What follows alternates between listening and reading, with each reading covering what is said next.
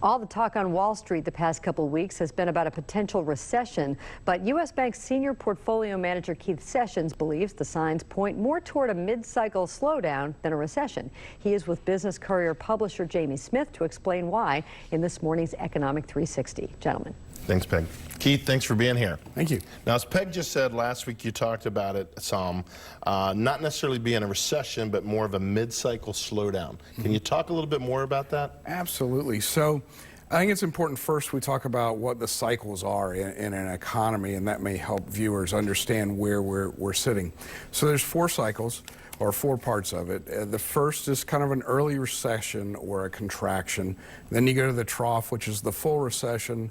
Then you get into expansion, and then you hit a peak. So the news has talked about the potential of an early recession or a contraction. And in that period of the economy, there's some criteria that we look for. The first is going to be interest rates are typically at their high. Now, we saw this in December where they had raised interest rates for a short period of time, and now they've come back off of that, and the Fed seems very accommodative for interest rates. The next thing that you look at is a flat or an inverted yield curve, and we talked a little bit about this last week.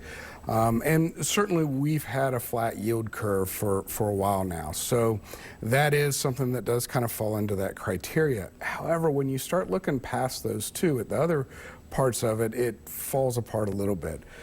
First and foremost is normally during a contraction, the consumer has their absolute worst outlook on the economy of any of the other parts. And what this means is that they typically stop spending. Well, right. That's not going on right now. You have a labor market that's fantastic.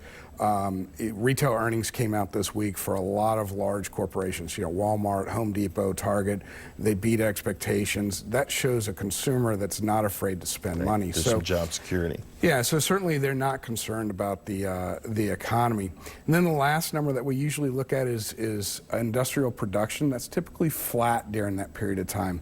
Now, it depends on where you measure it. If you look at from Q1 to Q2, first quarter to second quarter, it went down just very slightly. But if you look year over year at that second quarter, there was growth. So this is something that the analysts are kind of looking at and coming back and saying, hey, we may end up with a little bit of a recession. Okay. Well, you talked about this inverted yield curve last week. You just talked about it again. How concerned should we be, and especially investors, about that curve? Absolutely. You know, it's important to take an inverted yield curve and put it into context, just like anything else. An inverted yield curve that gets there because the Fed is very aggressive. They're raising interest rates rapidly by large movements, not a quarter of a point over, a year. It's a quarter, a half a point every single time they meet. They're doing this to fight inflation. You have a market that's running rampant. They're trying to quell something in there.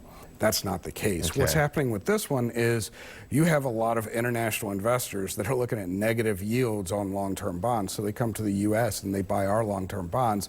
That flattens out the long end. Like I mentioned last week, the short end of the curve is probably just a little bit high. Okay.